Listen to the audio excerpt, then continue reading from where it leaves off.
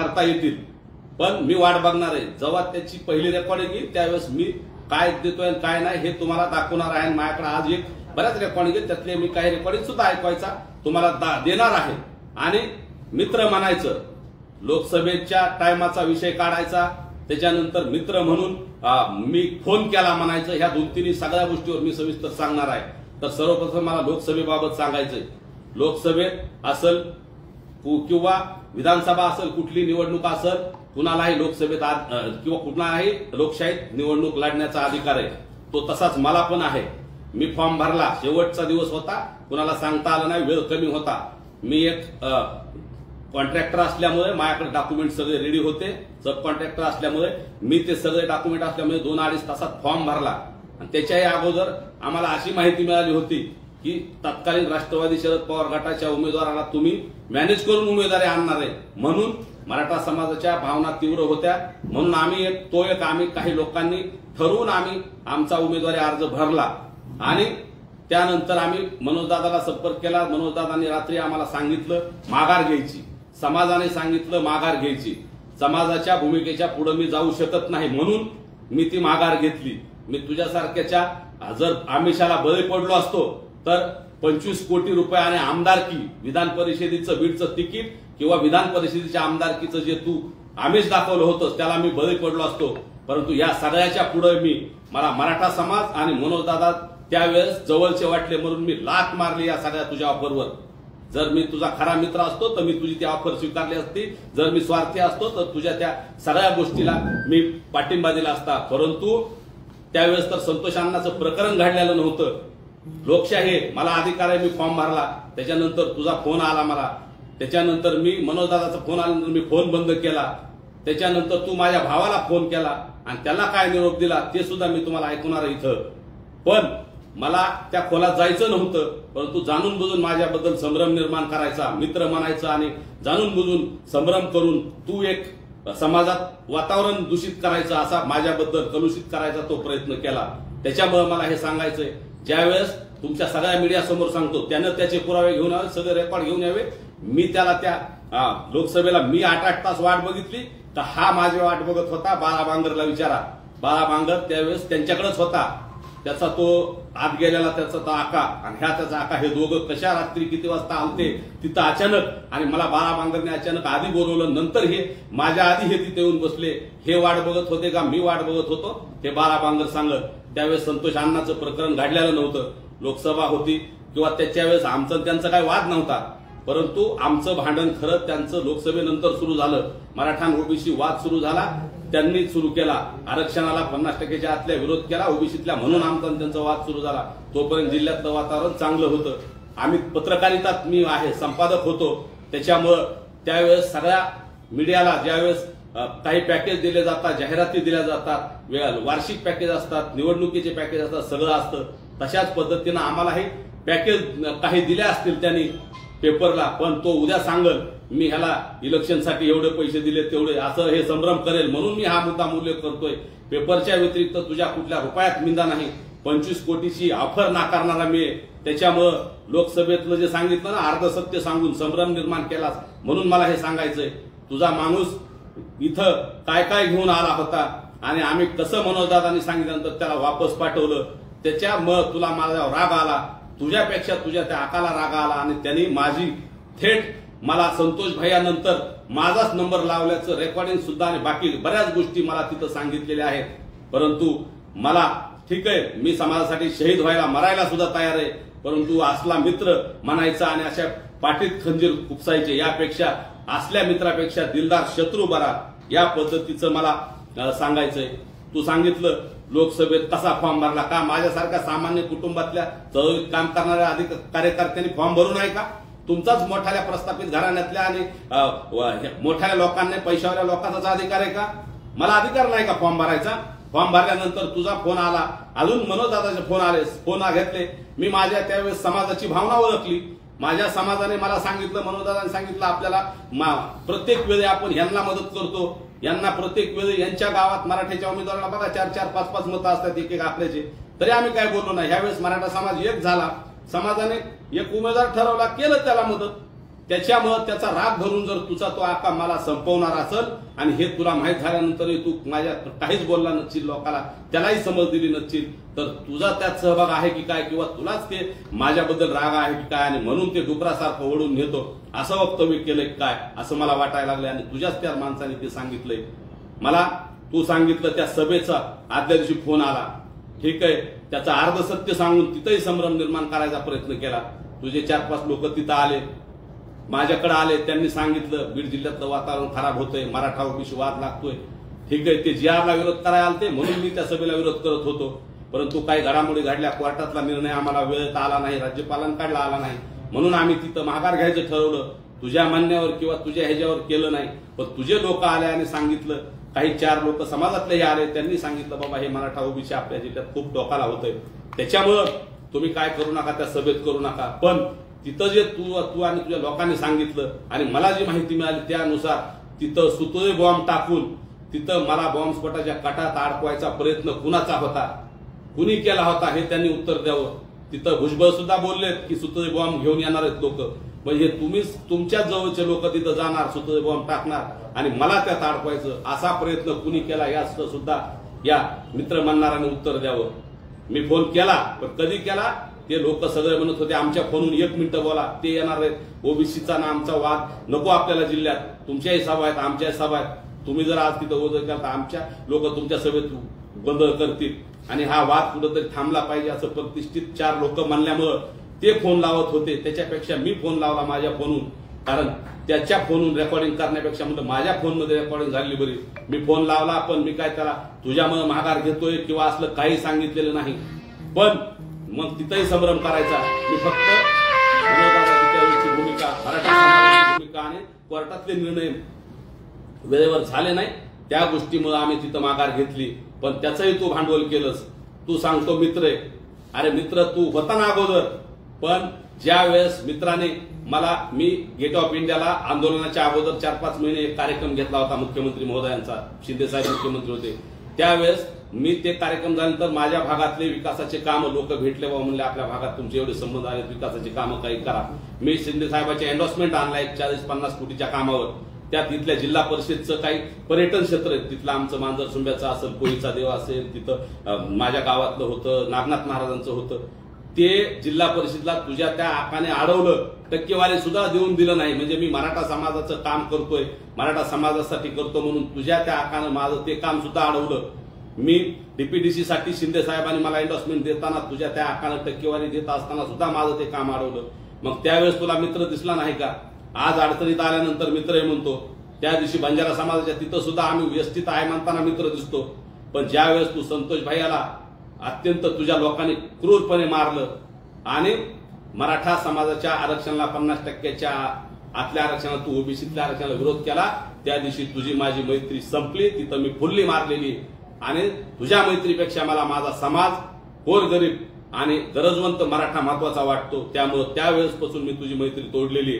पण आज मुद्दाम तुला मैत्रीचे उभारे फुटत असताना जाणून बुजून माझ्याबद्दल संभ्रम निर्माण करायचा आहे तुला, मनोजदादाबद्दल आणि माझ्याबद्दल तुझ्या काय भावना आहेत त्या लोकांनी सांगितल्या, तुमच्या समोर आलंय, काय येणार आहेत. पण मला सांगायचंय, तू जर मित्र म्हणतो आणि अशा काड्या करायच्या अंधारातून चुकीचं तुझ्या लोकांनी करत असताना तुझ्या लोकांना थांबवायचं नाही, हा कुठला न्याय आहे? आणि मित्र म्हणायचं. मग तिकडं मी संतोष भाईच्या प्रकरणात लक्ष दिलं, मी तिथं गेलो, मनोजदादाला आम्ही सगळे गेलो, त्या महादेव मुंडे भाईच्या तिथं गेलो, लगेच तुझे लोक येऊन आम्हाला म्हणणार तुम्ही असं करू नका, आम्ही पण असं करू तसं करू, म्हणजे आम्हाला धमक्या द्यायच्या तुझ्या लोकांनी. त्या लोकांना काय आवडलं नाही. संपादताईच्या प्रकरणात आम्ही लक्ष दिलं, तिथं सुद्धा तू अशा पद्धतीने करायचं. मग ह्या असला मित्र काय कामाचा, जो आपल्या या संतोष भाईच्या घरी गेला असताना तर तुला मी मित्र म्हणलं असतं, त्या लेकराचे आसू पुसले असते ना तर तुला मित्र म्हणलं असतं. त्या महादेव भैया तुझ्या घराच्या जवळच आहे 400-500 मीटरवर, त्याच्या लेकराचे जर हाल बघितले ना, त्याच्या लेकराची अवस्था बघून त्यांचे डोळे पुसले असते ना, त्यांना न्याय दिला असताना तुला मित्र म्हटलं असतं.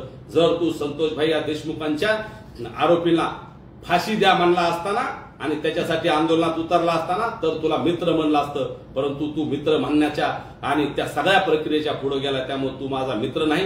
कृपा करून मला मित्र म्हणून माझ्या समाजात बदनाम करून माझ्या आणि समाजात अंतर निर्माण करू नको. माझ्याकडे भरपूर आहे, सगळ्यात अगोदर जिल्ह्यात मला सगळ्या लोकांनी आणून दिले, पण मला कुणाच्या वैयक्तिक आयुष्यात जायचं नाही. अतिशय वैयक्तिक घाणेरड्या क्लिप माझ्याकडे सुद्धा गेल्या 7-8 वर्षापासून 4-5 वर्षापासून मला लोकांनी दिल्या. त्या लोकांची नावं सुद्धा घ्यायची नाही.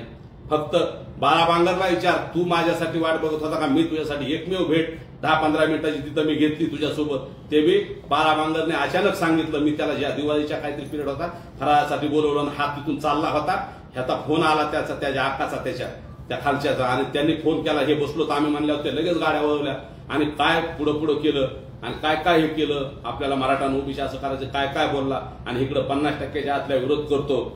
आणि ही जी दुतर्फी भूमिका आहे ना, ती अतिशय चुकीची आहे. माझ्याबद्दल संभ्रम निर्माण करू नको. जर तू रेकॉर्ड देतोय ना त्या तिथल्या कॉलचं, त्या भुजबळाच्या सभेच्या अगोदरचं, माझ्याकडे बिले रेकॉर्ड आहेत ना. प्रत्येक वेळी तू फोन करून 2-4 वेळेस त्याच्यानंतर पण तू फोन केला, मी उचलत नव्हतो, पण इतके फोन आले तुझे की त्यावेळेस उचलावं लागलं. आणि मनोज दादाला सांगा बाबा हे मराठा ओबीसी थांबवा, माझं त्यांच्याबद्दल काही नाही, तू काय बोलला ते माझ्याकडे रेकॉर्डिंग घेत. तू काढ, तुझी ज्यावेळेस रेकॉर्डिंग येईल त्यावेळेस माझी चांगली आली मी चांगली काढेन, तू वाईट टाकली वाईट काढेन. मी सुद्धा सगळ्या दृष्टीने तयार आहे. माझं तुझं भांडण नव्हतं, वैचारिक भांडण होतं आपलं, परंतु तू आमच्या खुनापर्यंत गेला, मनोज दादाच्या माझ्या खुनापर्यंत गेला, तुझे लोक गेले. आणि त्याला जर तू ते पाठीशी घालत असतील, त्या गोष्टीचा निषेध करणार नसतील, तर तुझं आमचं काही संबंध नाही. इथून पुढं तू तुझ्या पद्धतीने कर, आम्ही आमच्या पद्धतीने करू. वैचारिक लढा असला पाहिजे, परंतु आमच्या जीवावर कोणी उठणार असेल तर मग आम्ही सुद्धा जशाल तसं उत्तर द्यायला तयार आहे. मी सार्वजनिक जीवनात काम करत असताना आम्हाला तू उद्या रस्त्यावर मारशील, 2-3 प्रयोग माझ्यावर झालेत, ह्याच्या कार्यकर्त्यांनी केलेत, प्रयत्न केलाय. महिला अंगावर घालायच्या, गाडीला कट मारायचे, माझ्या ऑफिसकडे महिला पाठवायच्या, काही लोक गुंड पाठवायचे, असे प्रकार झालेत तुझ्या लोकांकडून. ठीक आहे, त्यात तुझा संबंध नसेल, परंतु या गुन्हेगारी लोकांना आवरायचं काम तुझं आहे. मित्र मानायचं आणि मित्राच्या जवळ असं करायचं, हे कुठल्या व्याख्यात बसतं हे मला त्यांनी सांगावं. आणखी बरेच गोष्टी आहेत, पण आता वेळ खूप झालाय. त्याच्यानंतर ती ऑफर दिलेल्या असतील, सगळ्या गोष्टी आता भरपूर आहेत. प्रत्येक गोष्टीत मला त्यानं मित्र मानायचं, मलाच नाही अशा लोकांना, बऱ्याच लोकांचं तू हे केलंय. पण बोल ना, मग तू सांग मित्रासाठी काय केलं, सांगायला पाहिजे होतं. मित्र म्हणायचं आणि एक काम पण नाही करायचं, कुठल्या कामात आडकाट्या आणायच्या पालकमंत्री असताना आंदोलनाच्या आधी, आणि इकडं आता मित्र म्हणायचं. त्यावेळेस मित्र नाही दिसला का? मी लोकसभेला तो म्हणला ना प्रचार केला नाही, फॉर्म भरला कसा भरला, अरे मला अधिकार आहे ना माझ्या समाजासोबत राहायचा. मी बजरंग सोनवणेचं मतदान त्यालाच केलं आणि मनोज दादा सोबत आम्ही रात्रंदिवस फिरलो. त्याचा हा व्हिडिओ सुद्धा बघा, मी दाखवतोय तुम्हाला. कारण मी माझ्या समाजाशी बांधले, मी तुझ्याशी किंवा कुठल्याशी बांधलेलं नाही. उद्या तू म्हणशील मला ह्याला हे केलं ते हे करलं, मला म्हणला मदत करतो, मी अजिबात तसं केलेलं नाही. मी फक्त पेपरचा विषय असत तो वेगळा, पण समाज म्हणून, कार्यकर्ता म्हणून, एक सेवक म्हणून मराठ्यासोबत मी प्रामाणिक आहे, प्रामाणिक होतो, प्रामाणिक राहणार आहे. आणि मी 25 वर्ष झाले या चळवळीत आहे. मला कोणी त्या बाबतीत विकत घेऊ शकत नाही. समाजाच्या आणि माझ्या मध्ये कोणी येऊ शकत नाही. हा विषय आणि आणखी एक रेकॉर्डिंग आहे, पण ती आता मी तुम्हाला, त्याने कसा मला फोन करत होता माझा फॉर्म भरल्यानंतर आणि कोण कुठं येतंय काय घेऊन ते सांगितलं. पण मी आज ती देणार नाही, आता देत होतो, परंतु ती देण्यापेक्षा अगोदर मला त्याचं वाट बघायची. एका काही तज्ञ लोकांनी सांगितलं आधी तुम्ही काही देण्यापेक्षा त्या लोकांना द्या. मी आता ते तुम्हाला फक्त दाखवतो इथं, पण मला वाटतं ती जरा थोडं पेंडिंग ठेवू, बघू 2-4 दिवसात त्याचं काय उत्तर येतंय, काय बोलतोय, चुकीचं काय बोलतोय, माझ्या काय रेकॉर्डिंग असतील काढ. मी कधीच चुकीचं काय बोललेलो नाही. हा, तू अगोदर जेव्हा संतोष भाईच्या अगोदर मी तुझं आमचं बोलणं होतं त्यावेळेस समाज म्हणून तू नेता होता, जिल्ह्याचा पालकमंत्री होता, मीडिया म्हणून तू आम्हाला फोन करायचा, सामाजिक कार्यकर्ते म्हणून फोन करायचा. रेल्वेसाठी तुझ्या सर एकदा बसलो होतो, मुंडे साहेब लोकलेखा समितीचे अध्यक्ष होते तेव्हा आम्ही तुझ्याकडे आलो होतो. तिथं 8 तास त्यावेळेस बसवलं. परंतु या माझ्या जुन्या मित्राला त्याला आता थोडासा संभ्रम झाला वाटतं, बुद्धीत थोडं हे बी विसराळूपणाचा सुद्धा काय आजार झाला काय असं बघावं लागलं. ठीक आहे, त्यांच्या आरोग्यावर मला बोलायचं नाही त्याच्या, पण विसराळूपणाचा आता मला लोकसभेत 4-8 तास मी नगद नारायण बाबाला स्मरून सांगतो आणि माझ्या दोन्ही लेकरांची शपथ घेतो. आणि मी अजून कशाची शपथ घ्यायला हवा, मी या 2 वर्षात कुठल्याच नेत्याकडे 8 तास कधीच थांबलो नाही, 4 तास थांबलो नाही. आणि मला अधिकार नाही का लोकसभा लढवायचा, विधानसभा लढवायचा. आणि त्याने सुद्धा भगवान बाबा शपथ घेऊन सांगावं, किंवा सगळ्या इन कॅमेरा आमची नार्को टेस्ट करा, काय करायचं करा, तुमच्या सगळ्या मीडियाच्या चॅनलला लाईव्ह करा शिवाजी महाराजांच्या पुतळ्यापाशी नाही तर कुठं. आणि सांगावं त्यांनी सुद्धा, मी जर तुझ्याकडे कुठं परदेला आलो असलो, कुठं आलो असतो, फक्त बाळाबांगरच्या इथं एक भेट झाली, तेवढीच भेट आहे ती 15 मिनिटाची, ती पण अचानक घडलेली, तरी मी सांगितली अनेक माझ्याकडे खाजगी लय रेकॉर्डिंग आहेत ना तुझ्या, त्याच्या अगोदर फोन केलेले ते घरगुती काय काय असेल, आता ते नको बोलायला आपल्याला, कोणाच्या वैयक्तिक जायचं नाही. पण बाबा तू मला आणि माझ्या समाजाला कमी करू शकत नाही. माझ्या समाजाने सांगितलं ना तू समाजासाठी चुकीचं वागतोस तर मी उद्या हिमालयात जायला तयार आहे सगळं सोडून. पण तुझ्या मासल्या फाटाफुटीमुळं मला मारलं तरी शेवटचा श्वास माझ्या शरीरात असेपर्यंत मी समाजाचं काम सोडणार नाही, मनोजदादाचा साथ सोडणार नाही. मनोजदादा तर माझ्यात वितुष्ट आणण्यासाठी तू बोलला नाही, काय बोलायचं ते बोल. मनोजदादाने समाजाने सांगितलं ना मी उद्या हिमालयात जाईल. पण तुझ्यासारख्या असल्या काहीतरी गेम करून गोबेल्स नीती वापरून मला आणि अनेक लोकांना तू आता येणाऱ्या काळात करणार आहे म्हणून तुझ्या जवळच्याच लोकांनी मला सांगितलंय. परत लय लोक आहेत ना माझे कॉन्टॅक्ट मधले सगळे. मी महादेव भाईच्या तिथं गेलोय, संतोष भाईकडे गेलो, परत अनेक ठिकाणी जातो. सांगतात ना तुझे आमचं जसं तू म्हणतो ना माझ्याकडे सगळं रेकॉर्ड आहे दाखव, आमच्याकडे तुझं रेकॉर्ड आहे दाखवू ना आम्ही. पण आम्ही आमच्या समाजाशी प्रामाणिक आहेत. आमचा लढा आरक्षणाचा आहे, आमचा ओबीसीशी संघर्ष नाही, आमचा कुठल्या जातीशी विरोध नाही, आमचा वंजारी समाजाला विरोध नाही, आमचा तुला सुद्धा विरोध नव्हता. आम्ही आधी मनोजदादाने सांगितलं, आम्ही सांगत होतो ज्यावेळेस तू या संतोष अण्णाचं प्रकरण केलं त्याच्या अगोदर आमचा तुम्हाला विरोध नव्हता. प्रत्येक लोकसभेला आम्ही सुरेश अण्णाला पाडलं, आमच्या लोकांनी त्यावेळेस मुंडे साहेबांनी निवडून दिलं, प्रकाश सोळंकेला पाडलं निवडून दिलं. या जिल्ह्यात आम्ही कधी मराठ्यांनी जातीवाद केला नाही. तुमच्या तरीच समाजाच्या गावागावामध्ये मुंडे साहेब उभा असले ना आमचा मराठ्याचा उभा असला तर 4-4 2-2 फुल्याच आमच्या लोकांना पडल्या. पण आम्ही कधी म्हणलो नाही की आम्ही वंजारी समाजाने असं केलं तसं केलं. आम्ही कधी कुठल्या समाजाला दोष दिला नाही, देणार नाहीत. कारण आपापल्या नेत्याविषयी प्रेम असतं, तसं ह्या वेळेस मराठ्यांनी दाखवलं प्रेम. तर एवढं तेव्हापासून तुम्ही वाद लावून घेतला की आमच्या सुपाऱ्या देण्यापर्यंत तुम्ही जाणार. लोकशाही नाही का? आम्हाला आमच्या समाजाचं काम करायचा अधिकार नाही का? मनोजदादाला आम्हाला बदनाम करायचं, जाणून बुजून असे काहीतरी षडयंत्र करायचे, हे सगळं थांबवलं पाहिजे. आणि लोकशाही मार्गाचा संघर्ष तू आम्ही केला पाहिजे एवढं सांगतो. आणि तुमच्या आता काय प्रश्न असतील त्या प्रत्येक प्रश्नाला मी उत्तर दाखवला ना व्हिडिओ तुम्हाला. रेकॉर्डिंग आहे पण मला काही तज्ञाचे मेसेज आले, ऐकणार नाही मी, दाखवतो तुम्हाला पण ऐकायचं नको. काय कसं आहे थोडंसं आता सगळ्यांनी सांगितलं तर काही तज्ञच ऐकावं लागेल ना. बाकीचे 4-5 नंतर दाखवा. नाही भरपूर 4-5 नाही, 2 रात्री 2 दिवस आपल्याला बसावं लागेल. नाही ह्या काही रेकॉर्डिंग आले, ह्या काही दाखवू शकतो. आवाज चेक करा फक्त, एवढंच दाखवणार ना.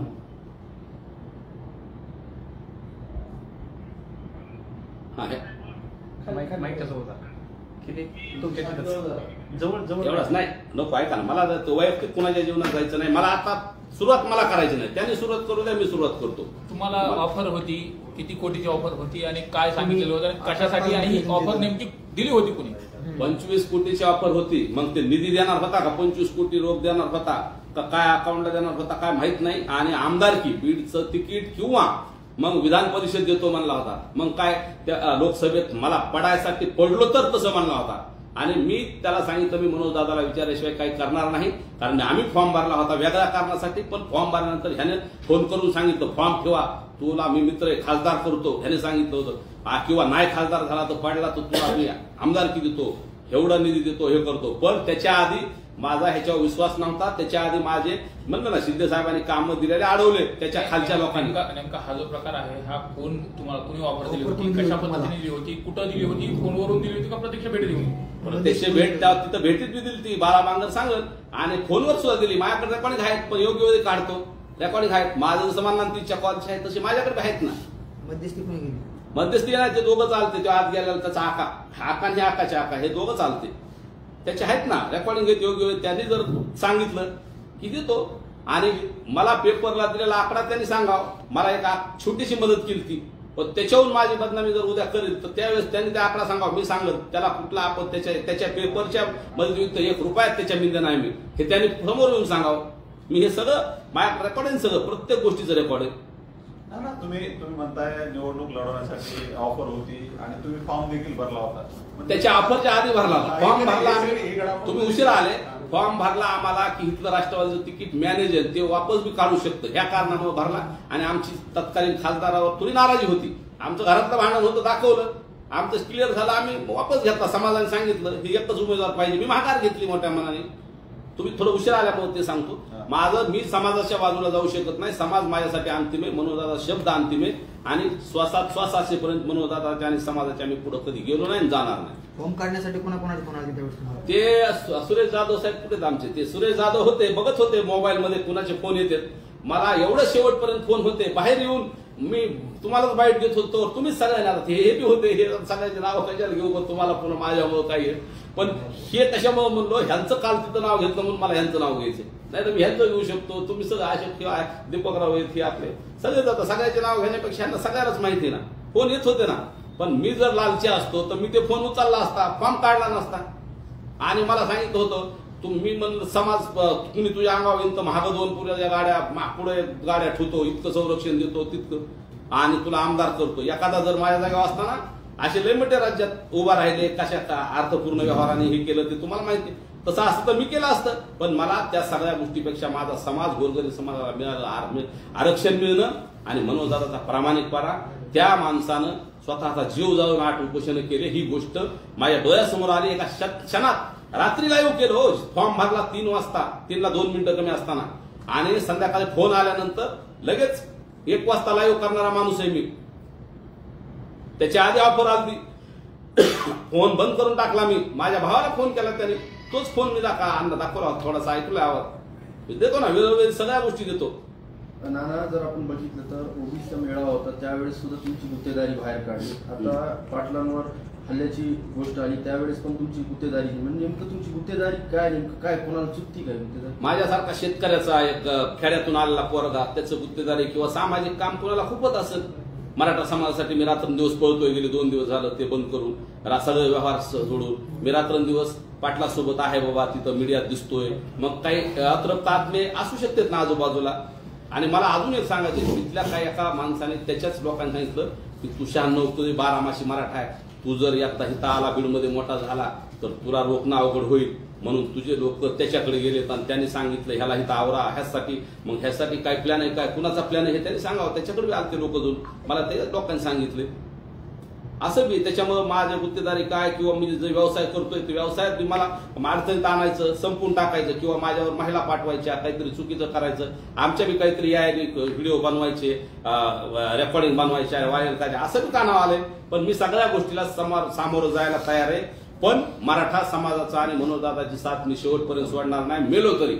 आणि मला माहिती आहे येणाऱ्या काळात बघा तुम्ही त्याचे कार्यकर्ते 100%, कारण माझ्यावर खूप दिवसात त्याचा, जसं लोकसभेला मी फॉर्म वापस घेतला तेव्हापासून त्याच्या कार्यकर्त्याच्या प्रतिक्रिया त्याच्यात की ह्यो लय समाजासाठी ह्यासाठी पुढं करतोय आणि ह्याला एकदा बघायचंच आहे. तसे प्रयोग बी झालेत तिकडे, त्या बेलखंडी पाठवण्याच्या टायमाला झालाय, बऱ्याच ठिकाणी झाले. माझ्यावर ते एका पोलीस स्टेशनला बरेच जाणून बुजून काही गैरसमज करून एक तक्रार दाखल करायला सुद्धा गेलते. एका समाजाचे लोक 60-70 खोटं बोलून नेले होते तिथं, पण पोलीस अधीक्षक चांगले असल्यामुळे वाचलो आम्ही, नाहीतर 307 किंवा विनयभंग आमच्यावर झाला असता.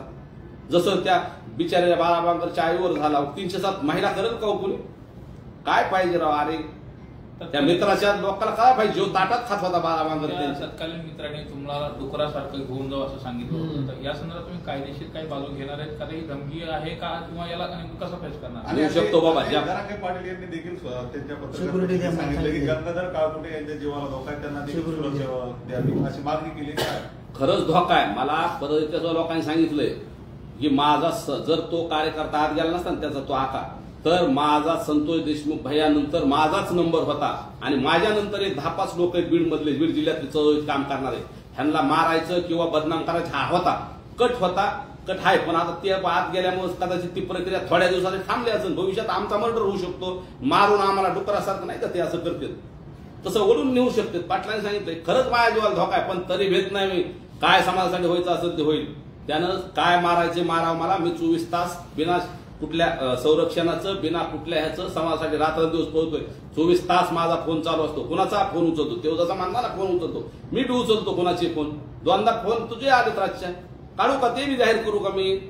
पण मी माझ्या समाजाशी प्रामाणिक आहे. कुणाचे फोन आले, कुणी ऑफर दिल्या आणि पैशाच्या आणि ह्याच्या, मी त्याच्यात अजिबात पडणार नाही. मी आणि माझा समाज आणि मनोजदादा यांना कधीही सोडणार नाही. आपण जर पाहिलं तर काल धनंजय मुंडे यांनी देखील प्रश्नाचं उत्तर देताना सगळं सांगू का असं म्हणत काही सांगायचं बाकी तुम्ही ठेवतो. आठ-आठ तुम्ही देखील आज सगळं सांगत नाही काही बाकी ठेवतो असं नेमकं असं काय आहे जे की तुम्ही दोघेही लपून ठेवायसाठी नाही, लपून मी काय ठेवत नाही. आणण्यासाठी आता सुरुवात तिकून झाली. आता मी ते जेवढं बोललाय तिथपर्यंत मी बोललोय. आता त्याने जेवढं आता पुढचं बोललं तेव्हा मी बोलतो ना. माझ्याकडे विलय म्हणते ना, देतो ना मी बी. बोलू द्या ना, समोरून येऊ द्या ना. एकतर्फी उगं चाललं तर तुम्हीच मला जायला त्याने नुसतं सहज बोलला घ्यायला लागलं बाबा काय घरगुती काय काढलं, पुन्हा काय काय फोनवर बोलला काढलं, रेकॉर्डिंग काढल्या, कशाला आताच त्याच्यामुळे बघू ना, वाट बघतो ना मी बी. त्यांनी काढावं, त्यांनी काढले माझं चॅलेंज आहे. त्यांनी काढले दुसऱ्या दिवशीच मी तुम्हाला देणार. खूप भरपूर आहे माझ्याकडे. तर मी म्हणलं ना, करुणाताई मुंडे पत्रकार सगळ्या आलत्या बीडमध्ये आल्या पहिल्यांदा माझ्याकडे बी आलत्या. अजून बाकीचे लोक आले लय दिले मला बी. पण मला ते वैयक्तिक कुणाच्या चारित्र्यावर वैयक्तिक ह्याच्यावर जायचं नाही. मी जाणार नाही. मला मारलं तरी मला ते करायचं नाही. पण माझ्या अगोदर काढू द्या काही, मग मी देतो ना. तुम्ही बोलताना बोलले त्यांच्याकडे माझे काही व्हिडिओ रेकॉर्डिंग असतील ते काढू द्या, पण आहेत का त्यांच्याकडे काय आहेत का माहित नाही. पण याने बनवू शकतात ना. माझं तर काही नाही कुठलं. माझं सगळं पारदर्शक आहे. मी 24 तास रस्त्यावर आहे. माझं काय असलं तरी काढा. माझं तर नाही माझं. पण त्यांनी जर बनवून काढायचं असलं किंवा असं तर काढा. काय रेकॉर्डिंग काढावं, त्यात समोर सत्य येईल ना काय काय. या संपूर्ण प्रकरणाच्या अनुषंगाने आता तुम्ही कायदेशीर बाजू न्यायालयाचा दार ठोठावणार आहात. मला धोका आहे म्हणून मनोजदादांनी सांगितलं, मी एसपीला पत्र दिलंय मला असं धोका आहे म्हणून. आता ते पोलीस प्रशासनाने ते न्यायालयात काय जायचं अजून काही ठरलं नाही. पण मला धोका आहे एवढं सांगितलं म्हणून मी एक पत्र इथं दिलंय. आणि तिकडला मी फिर्यादी असल्या तिकडं अर्जदार असल्यामुळे मी त्यात काय जास्त तिकडल्या मनोजदादाच्या बाबतीत त्या विषयात मनोजदादा बोलतो. तिकडल्या बाबतीत त्या प्रकरणावर मी बोलणार नाही. फक्त आजची पत्रकार परिषद मी जे मला तो बोललाय तेवढ्या 2-3 प्रश्नावर होती, त्याच्यावर अनुषंगाने विचारावं असं माझी विनंती. कारण तिकडं तपासावर त्याचा काही परिणाम होऊ नये म्हणून त्या गोष्टीत मी बोलणार नाही. आणि ही पत्रकार परिषद मी मला त्यांनी जे 2-4 प्रश्न विचारले माझ्याबद्दल बोलला त्याच्यावर आहे. त्यामुळे त्याच्यावर अजून काय असेल तर विचारावं.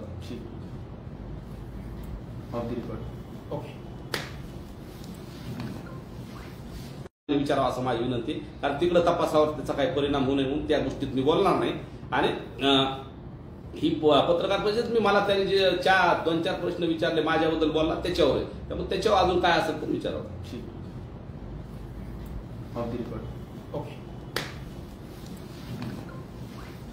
विचारावं असं माझी विनंती. कारण तिकडं तपासावर त्याचा काही परिणाम होऊ नये म्हणून त्या गोष्टीत मी बोलणार नाही. आणि ही पत्रकार परिषद मी मला त्यांनी जे 2-4 प्रश्न विचारले माझ्याबद्दल बोलला त्याच्यावर आहे. त्यामुळे त्याच्यावर अजून काय असेल तर विचारावं.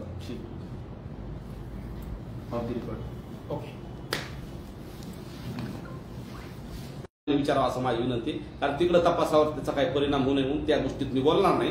आणि ही पत्रकार परिषद मी मला त्यांनी जे 2-4 प्रश्न विचारले माझ्याबद्दल बोलला त्याच्यावर आहे. त्यामुळे त्याच्यावर अजून काय असेल तर विचारावं.